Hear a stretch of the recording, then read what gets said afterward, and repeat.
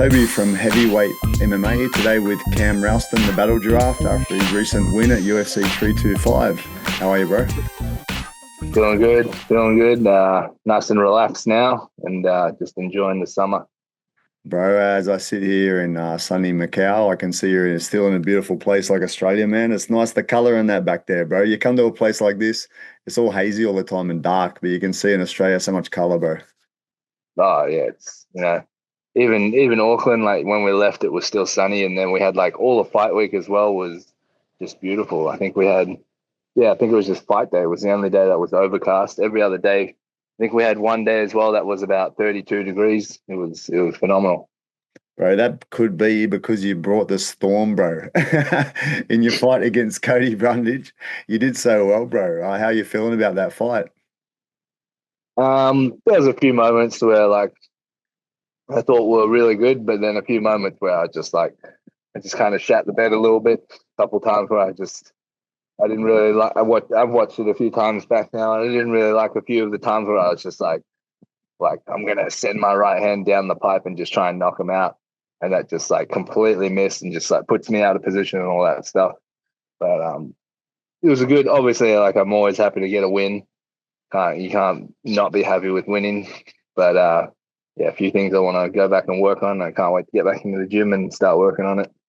Bro, yeah, talking about techniques and that, it was good to watch because we did the seminar for you in Hong Kong, and you do quite a few of the things that you teach as well, obviously. I like the use of feints and that, bro, and the changing of rhythm and things. It's a perfect example of what you were trying to teach. Yeah. I had to pull out all the stops, pull out all the moves on that one.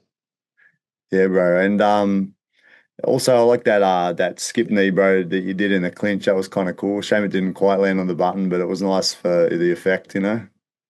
Yeah. That was I remember Navajo showed me that one. He's like, if you ever get a guy in the clinch, they're always expecting like that first knee to come up and block. So if you like throw the skip knee like that first one they'll block it, but usually that second one has a way better chance of getting through. So I was like, all right, I'll try and start using that.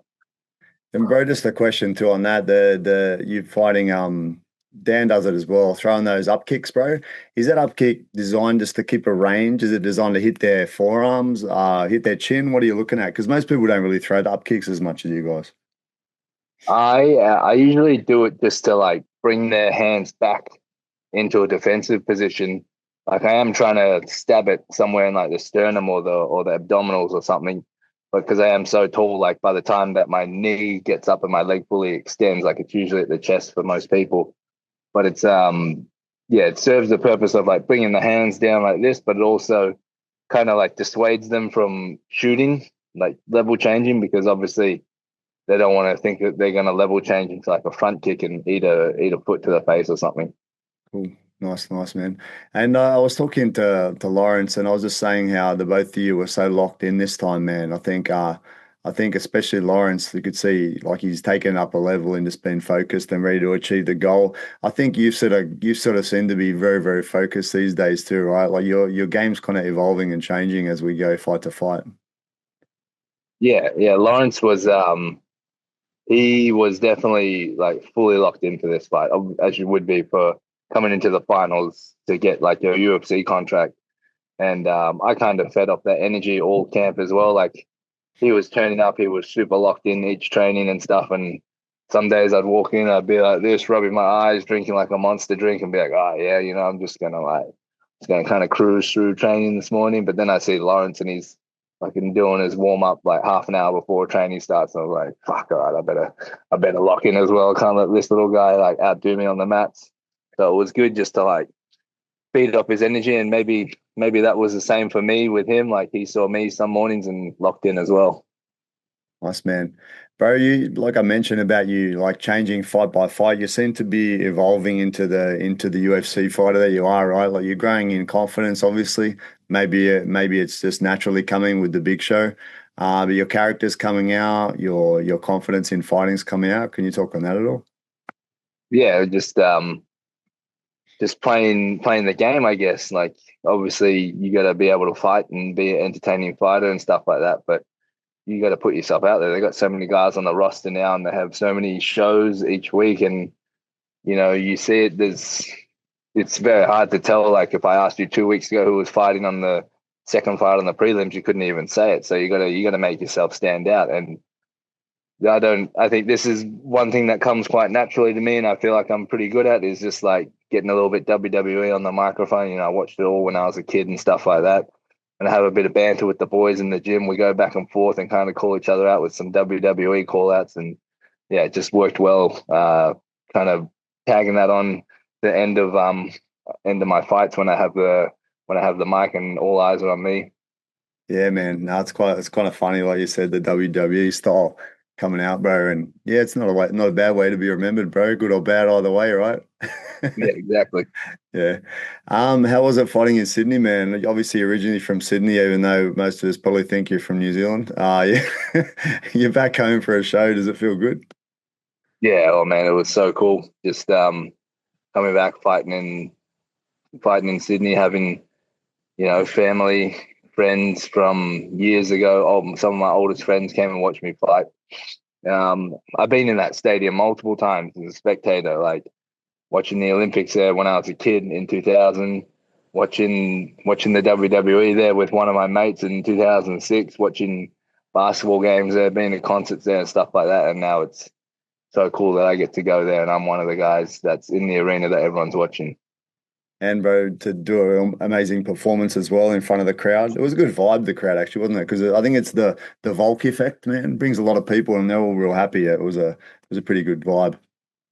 Yeah, yeah. The Volk fan base is strong. Like they all turn out for Volk, and basically they're all diehard fair dinkum Aussies. And like if anyone else on the card is an Anzac, they're gonna root for you pretty much just as hard as they do for Volk. Yeah. And bro, I mean, I don't know if you can talk on it too much, but what was your like kind of plan with Cody, like to take advantage of him in what sort of way? Obviously, using your range and that was a help, and being the first to attack because he kind of counters off everything, right? But what else did you have for him? I knew that.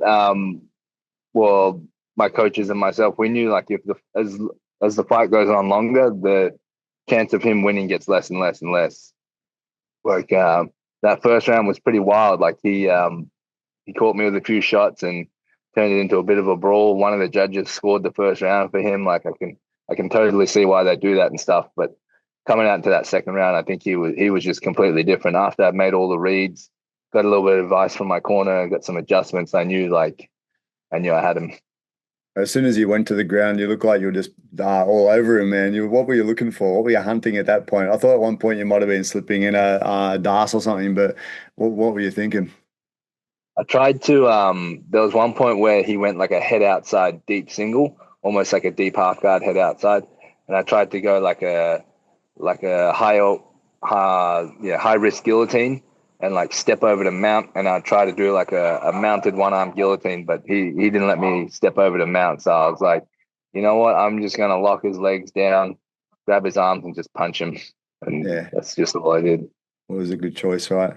Bro, so looking forward, what's your idea for 2026, man? Is it looking at a heap of fights or what's your idea? Well, we're at the start of February now, so like I want to get one more fight in before the middle of the year, before like middle of July. I'd like to fight this side of the world again. They're saying Macau in May 30. There's rumors flying around that they're going to go to Perth soon. There's heaps of fights coming up, so jumping on one of those would be absolutely terrific. It'd be cool if Lawrence the whitewashed honky and you half honky would be come over to Macau. We're not too far away from from your roots, Uh, bro. yeah, that would be sick, man. We would definitely be keen on that. I'm sure the UFC might try to get heaps of other people from this part of the world as well on there, like they usually do. So that would be the dream. Me and Lawrence going over to Macau and fighting there. Maybe one of the other boys from the gym. That would be totally sick. Right, yeah, it'll be great. I'm looking forward to it, bro. I'm looking forward to UFC, but it'll be even better if you guys are on there. So hoping it happens. Yeah. Yeah, I All think right, they're bro. going to do some road to UFC as well because that's about the time that they start. So they might be doing the first round.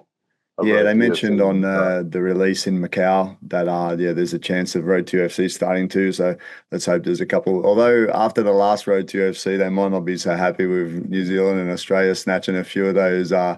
UFC positions. So we'll see whether they go more Asia based or whether they drop down to Australasia. Yeah, cool, bro. All right, Yeah. man. Thanks for your time. Real happy to see you guys perform well, you and Lawrence down at UFC 325, and looking forward to seeing you in Macau if you get here. No worries. Appreciate it. Thanks, Cool. Toby.